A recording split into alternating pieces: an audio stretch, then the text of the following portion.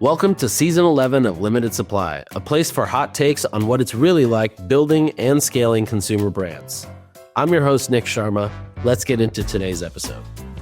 As a brand, you know that you're spending your hard-earned dollars driving traffic to your site. The problem is 98% of that traffic is anonymous. You don't know who they are, and once they leave, it's hard to find them again. There's a new tool that helps you identify these visitors and get in front of them. It's called Instant. Instant gives you another chance to convert these shoppers into buyers using their retention marketing platform.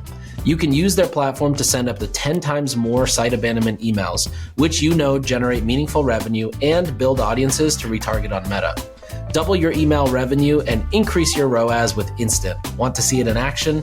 Don't miss your chance. Sign up by April 1st to get your first month free. Just go to instant.one/limited to claim it. That's instant.one/limited.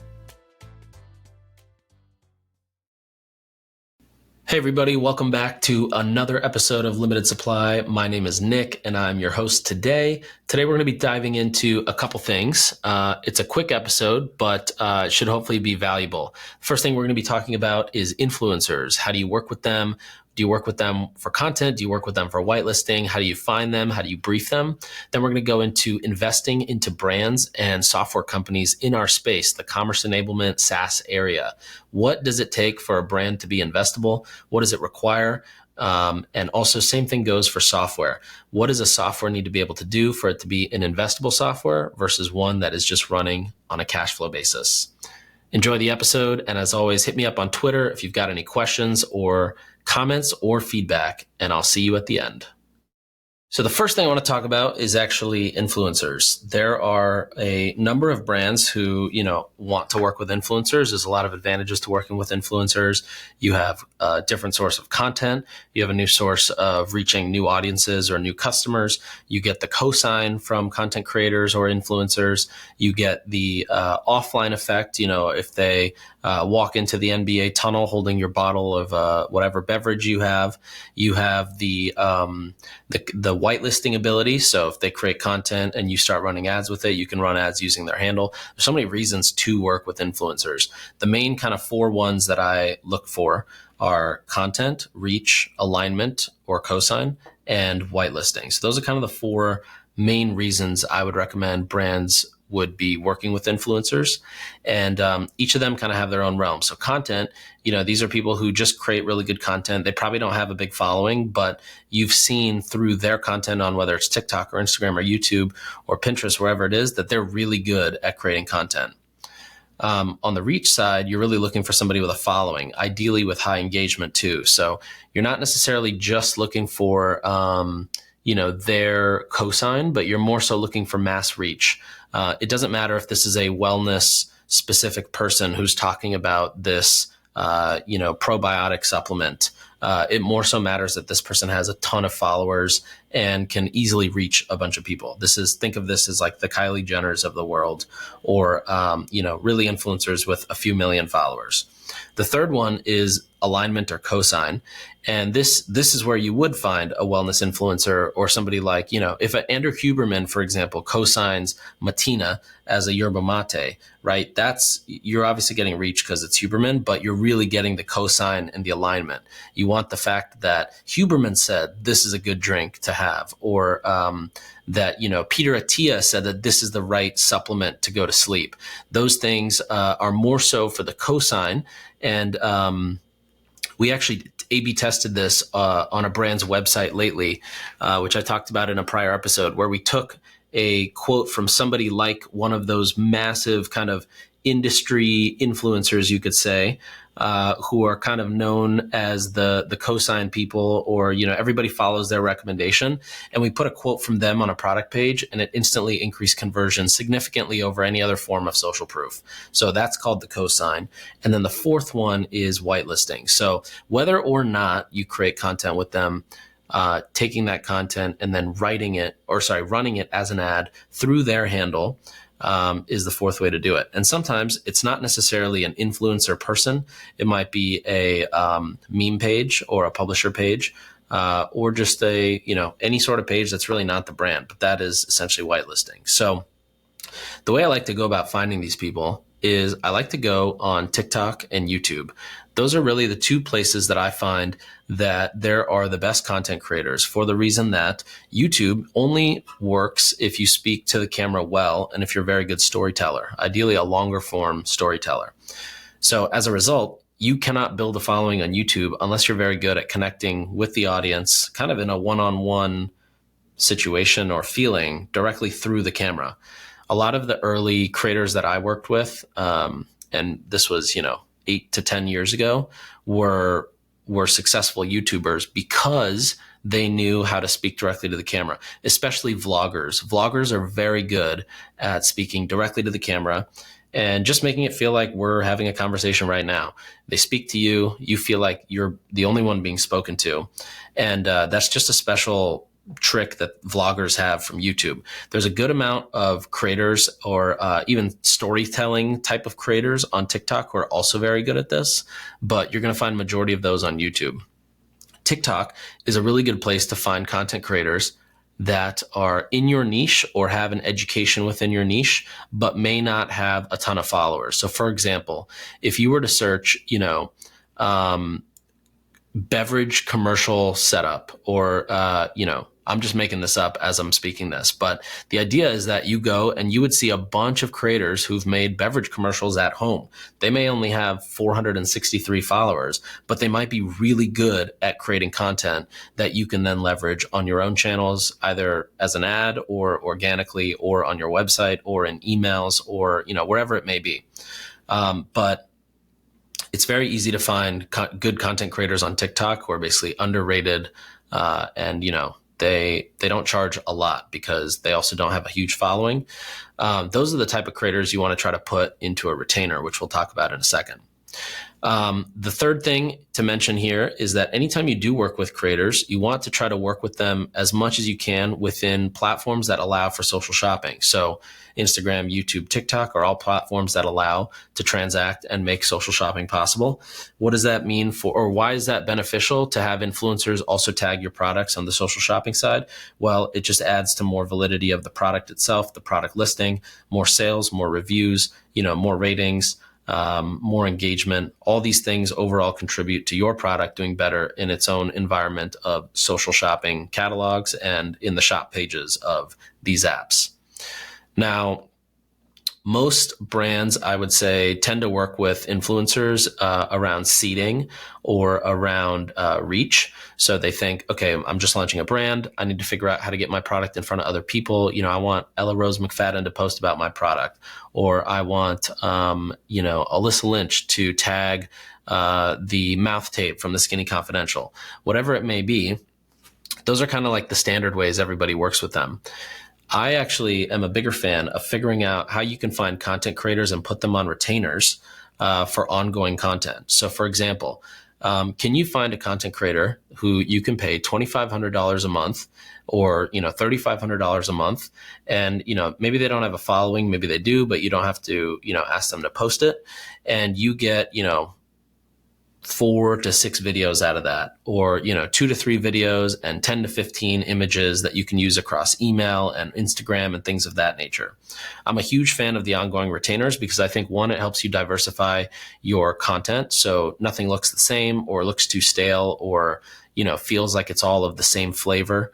The second is that these creators and influencers are sort of on the front lines in the sense that they're always hearing from their followers, their fans, their basically people who follow them, what they like and what they don't like. So if they post something of your product and they immediately hear back, they can actually alter and modify their content based on what they hear. This is something that Sephora does really well, is they do these quarterly check-ins with influencers to actually see what are they hearing from their followers in terms of what kind of products do they want to see, what kind of ingredients, what are the things that they see as rising trends versus, falling trends, et cetera, et cetera. So that's one way to do it. The other way is obviously the one-time posts or, whether it's on stories or whether it's in feed. And then the other one is whitelisting with either a flat fee, percentage of spend, or as a part of a retainer. Me personally, I'm a fan of the, trying to bundle everything together, content and whitelisting into a retainer. Ideally, that's, I think, the most efficient way to do it. But I do know brands that will either go to influencers and say, hey, your piece of content did really well. Can we whitelist it for a flat fee? And, it kind of depends on who they are, how big they are, et cetera. You might find influencers where they're actually comfortable whitelisting for, $250 a month or $500 a month. That could go up all the way to, I've whitelisted celebrity pages for, I think it was like probably $5,000 to $10,000 a month, depending on how big the celebrity is.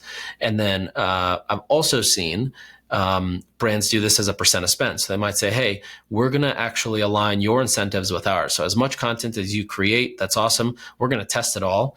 And anything we really test that works, that we're going to scale, we're just going to give you 1 or 2% of ad spend as a part of, your compensation for creating that content that we're running as an ad. Either version kind of works.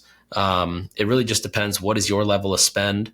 How many impressions do you think you're going to get on that? And whether you have an ongoing kind of retainer relationship or everything is sort of just one time. The last piece, or actually second to last piece for this, is briefing. So with influencers, you tend to hear a lot that they want to brief themselves. They don't want to be told exactly what to say. And in my opinion, if they're capable of it and they consume your product on a regular basis, you should have them put together a brief for how to sell the product, and then, just double check it, make sure they're not missing anything important or they're not saying anything that could get you in trouble. If they aren't somebody who is constantly consuming your product or has been or really knows it inside and out, then I would suggest that you let them, use, try, mess around with your product a bit, and then give them a rough brief based on what you see working well on the paid side, and let them sort of finesse that, round it out and produce that content. The last option is if, you're on a tight timeline, you don't have time for them to mess around with the product, you need the content back, give them a brief. But my recommendation is always to break it out into pieces so you can reconstruct a puzzle later. What I mean by that is instead of just one brief that has 9 bullet points of things for them to read off or half a page long script for them to read, I would actually recommend that you focus on creating, 7 different hooks that you can actually leverage from the paid side in terms of what works well or what does well on an organic social side of things. 7 main talking points, 5 to 6 call to actions. And now you've got, let's say, 20 clips that you can now edit in different ways and bring together, splice differently, test different hooks with different main talking points, main talking points with different call to actions, et cetera, et cetera. It just allows you to test a bunch of stuff versus just get 1 piece of content back or 3 pieces of content back and then be stuck with that and, be forced to do that. Part of that is also making sure that you have the ability to edit this content in-house or, on your own versus just the creator editing it. Because if they edit it, you're going to get a final video file with the music in place, with the transitions in place. You're not going to be able to properly cut and splice and, isolate the narration audio versus the music audio and things like that. So I would recommend you receive all this back as a Google Drive folder of raw clips. And then it's up to you as the brand to decide how you're going to edit this all together and combine it. The last piece for this is dedicated landing pages and offers. So, if let's say I'm running an ad for Hint Water and, I've got this ad, it's a great ad, people are clicking it and it's just going to the homepage or it's just going to the collections page, that's not going to convert as well because people just got really excited by me and what I had to say about Hint. And all of a sudden they click and they get to a page that's completely disconnected from where I was driving them from. Now, with that, I would recommend that you have a dedicated landing page and ideally also a merchandised offer or a bundle or something of that nature that, positions it as, hey, you just came from Nick's ad. These are Nick's favorites. And also, here's a deal. And also, here's more information to learn about things that you may have questions on because all you did was click an ad. You didn't decide you were ready to buy. So I would focus on all of that. It's basically dedicated landing pages and offers, proper briefing, compensation, structure of how you work with them, and then really understanding and making sure why you are working for them or working with them. Is it content? Is it reach? Is it alignment? Or is it whitelisting? Those are basically what I think it takes to build a really strong whitelisting program, or even just working with influencers. Most brands that tend to work with influencers by way of like an influencer agency, or just by signing up for one of these platforms and trying to find content creators, those can work, but they're not as advantageous or efficient as sort of the outline I just gave. The outline I just gave is something that I would recommend creating a process around once or twice, the first couple times you do it. And then that's something, you could scale to like somebody from Oceans, for example, in Sri Lanka, where you've got this process, you know how it works, you know how to search for them, and essentially hand it over to them to start executing. Hundreds of brands like Garrett Popcorn, July Luggage, and Selfie Leslie are making six figures in incremental revenue through Instant's supercharged retention marketing platform. It takes 15 minutes to go live, and you see results within just days. You most likely already send site abandonment emails, but because most of the traffic on your site's anonymous, you don't get to email 98% of these visitors. Instant gives you another chance to convert these visitors into buyers and send 10 times more cart abandonment emails than you were before, helping you double your abandoned flow revenue. Want to see it in action? Don't miss your chance. Sign up by April 1st to get the first month free. Go to instant.one/limited. That is instant.one/limited to learn more. Okay, that was a good rant on influencers. I'm going to jump into the next thing, which is a question I was getting asked in our Slack channel, which is what makes a brand investable? So there's so many brands that come across my table in terms of wanting an investment, everything from hardware to software to apps to the combination of hardware that leverages software, to food and beverage products, to telemedicine, to whatever it is. There's a lot that comes across. And a lot of times I actually only invest based on the things that I know. So I'll never invest in a category I don't have experience in, or into a industry, like travel, for example. I don't know the travel industry that well. So I couldn't really invest in a booking.com competitor, or I don't necessarily know the insurance space super well. So I can't really invest in an insurance company competitor. But here are the things, in my opinion, that in the world of CPG, direct-to-consumer, retail, and SaaS, we'll get to SaaS after this one, this is sort of what are the things that I look for when I'm making an investment. So the first thing is something that allows a brand to differentiate itself from its competitors without costing extra. So what do I mean by this? Well, a lot of times this is, a built-in audience. Maybe a celebrity is a part of the brand. They've got a bunch of followers, a bunch of eyeballs. Maybe it's that the co-founder's, family owns the linens production facility in India, and they get at cost product versus having to pay for that margin to the manufacturer. Maybe it's that their last business did really well in Target. And so with this business, they have a immediate door to get into Target. Whatever it is, there's something that differentiates itself from its competitors that then allows them to get there. For David Protein, it was the protein technology, which leads me into the next thing, which is some level of innovation. So this protein technology is something that is exclusive to David. If you've seen this beverage called Update, it's an energy drink. They have an ingredient called paraxanthine that only they had the license to for the first year or two. So again, that's some level of innovation and differentiation. Another example of that would be, K18 shampoo. It has an innovative compound in the shampoo that is unique to them. Bonafide Health, another great example. They have patented formulations that no other competitor can copy, even though it is a supplement business.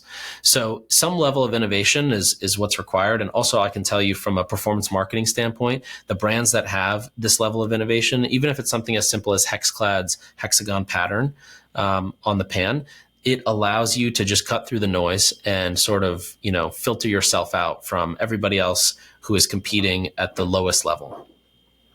The third one is a team that understands the main metrics. So what do I mean by that? If you've ever been a part of a brand pitch and they're starting to tell you that their anticipated CPA for acquiring new customers is $7 or $10, and that their CPA is going to be declining as time goes on, or, the cost of driving web traffic is going to go significantly down, any of these things, those are some of the biggest red flags to me, because it clearly shows me that they've actually never run ads in their life. They don't know how hard it is to get a $7 or a $10 CPA, unless you're Mr. Beast, or you're somebody who's got an insane celebrity presence. Don't get me wrong. We've got some clients who have this CPA, but they balance it with a massive business being driven organically. So it's not that these are mostly for brands that are largely successful without paid and are just adding paid at a significantly smaller amount compared to what is already otherwise driving their revenue. Next thing is building something of a platform versus just a single brand or single product SKU. So, Lalo is actually a great example of this. This is a business that is creating a platform to sell to parents, and they're not just selling one product, but rather, once they get a parent hooked on one of their products, they've got a whole suite of other products that they can upsell. Now, the only caveat to this is if they are subscription businesses that have very clear problem solutions. So, for example, AG1 is a great example of this, or IM8, or, Brian Johnson's longevity mix. Anything that is subscription focused is still okay. However, I don't recommend this for one-time purchase products. So, for example, if you're selling a weighted blanket, you probably don't really have an investable business, because somebody's just buying something once and then never buying again. And this is definitely a fallacy or a trap, I should say, a lot of people fall into, which is, I've got enough margin, I can go and acquire customers profitably. And maybe you can, but there's really not enough margin at the end of the day when you factor in shipping and your own COGS and your overhead and the cost of customer acquisition and the fact that this person's not coming back again. You have a very low chance of them coming back. Next thing is making sure that a brand has multiple revenue streams. So I love subscription revenue plays off of hardware, whether it's an air purifier that has a filter subscription, a water shower head that has a filter subscription, the 8 Sleep mattress you buy once and then you pay $17 a month for the app and the optimization of your sleep. These types of business models work extremely well, and they tend to have a high LTV. Those 3 specific examples I just shared also all have a very high LTV because they contribute to you living a better life. But multiple revenue streams is a much better way to go about this. Easy to demonstrate and explain why it makes your life better. This is something that a lot of brands don't, I should say a lot of first-time founders tend to miss this because, they haven't necessarily gone to market and gotten the punchback that no one's buying their products. And usually from that is when people recognize that it has to be demonstrable and it has to very clearly show the problem and solution. The next one is that it's more important to pay for this brand, this product, this service, than to save money in a time of needs. No one's going to cancel their colostrum or their filtered water or their pet food subscription. But if it is something that they are likely to cancel when there is any sort of financial hardship, then, you're sort of setting yourself up to deal with that at some point in the future. Multi-beneficial products, so supplements that have, 10 different benefits, food products like IMI, which is, low carb, high protein, tasty ramen, beverages like Hint that are, flavorful, but no sugar, no sweetener, low, no calorie. These are multi-beneficial products. These tend to do extremely well also and just have a high LTV. They also have the ability to tap into different audiences for different reasons because of the different benefits that they have.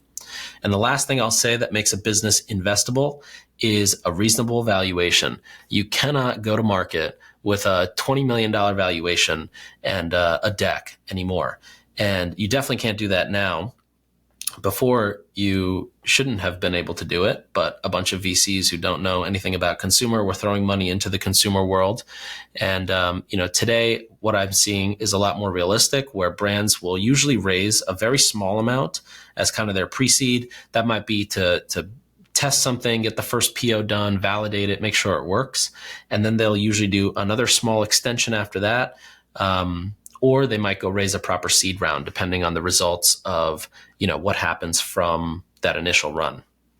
Now moving on to the SaaS side of things, much shorter list, but what makes a software company or a SaaS company investable? Well, the first thing is that it solves a top 5 founder problem. This could be understanding your numbers, keeping subscribers happy, sending emails out because that contributes to revenue. This could be, churn reduction software. This could be AOV stacking software like a rebuy, whatever it is. You want to make sure you're solving a top 5 founder problem, because if you're not, then it's one, the sales cycles are just harder. And two, you are going to be the first on the chopping block when it comes time to save money on expenses. Second thing I wrote was that it contributes to the overall brand KPIs they need to hit in order to continue growing or raising money or scaling the business. So again, a lot of those things I just mentioned actually kind of fit into that. But, companies like a Finaloop, or companies like Iris, or companies like, ShipStation, basically companies that help you keep the infrastructure going that allows you to continue to scale. Those are great software companies. If you are a random addition to SMS and you do one feature and you're looking to charge a monthly fee that is scaling based on usage, you're going to have a very hard time trying to compete there. Ideally, software companies that are investable also have a multi-prong approach to lock in with you as the brand. I mentioned Rebuy a second ago. It's another great example. They've got, 47 products that you can use within their app. And that allows them to plug in and kind of start the journey with brands in different ways, whether it's the reorders, whether it's the, smart upsells in the cart, whether it's on PDP, AI-based upsells, whatever it is. It just allows it allows a brand to try to test out the product in different ways, and then allows Rebuy to land and expand, which is great. Next one is that it can easily be set up and it drives incremental revenue or profit, and you can see that being attributed directly. So there's a lot of software that, let's say you use a site speed optimization tool. If you can't see the actual dollar amount that is being driven as incremental revenue, and then translate that to incremental profit based on the software you're using to optimize site speed, you're probably going to stop paying for it because you're not able to see the direct ROI here. Next one has proprietary technology and benefits. So a lot of AI-based apps actually is where I see this not hold true. There's a lot of AI companies that are raising, especially in our e-commerce, retail, SaaS space, commerce enablement space. And, they're just basically a layer of software that leverages APIs the same way that SMS platforms leverage Twilio, the same way that subscription platforms leverage Stripe, and the same way that TV platforms leverage Beeswax. A lot of these AI platforms are just leveraging APIs from OpenAI or Perplexity or Google or HeyGen if they're doing video work. And, they're not necessarily creating anything like super new or innovative. There's not really anything that's proprietary. Everything is just, combining APIs and putting it all together into one platform, which maybe there's enterprise value in that. But me as an individual, I'm not going to invest in something like that. The last thing, of course, is a reasonable valuation. And that is unfortunately something that is not very common in the software world. Usually I've seen up to, $1 equaling $1 in revenue equaling $100 in valuation, which I think is a bit ridiculous. So, making sure you have a reasonable valuation. The reason for that is because software companies tend to not be profitable, unlike direct to consumer brands or retail brands that can be profitable if they work at it. And so what you want to make sure is that if you're investing in a company that's valued at $20 million, they have to get to a point where by the time they've spent the money they raised, they are at a point in their company where they can raise at greater than 20 comfortably. So, maybe they raise at 30 or 40, and they can bring more money in, versus if they, let's say they raise 2 million on a 20 valuation and they spend 2 million, it only generates them, 200K in ARR. They're not going to be able to go raise at a greater than 20 million valuation. And then they're going to have a down round, which is going to, directly impact the dollars that you just put in. So that's all for today's episode. We covered working with influencers, what makes an investable brand, and what makes an investable software. Just a quick reminder, we are going to do the short form content summit.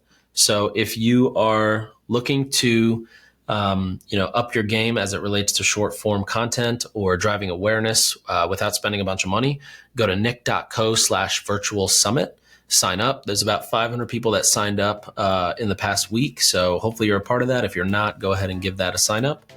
And I'll see you next week. Have a great week. Thanks for listening. We'll be back next time to cut through the noise on CPG, retail, and e-commerce. If you enjoyed this episode, why not share it with a friend? And be sure to subscribe wherever you listen so you don't miss the next one.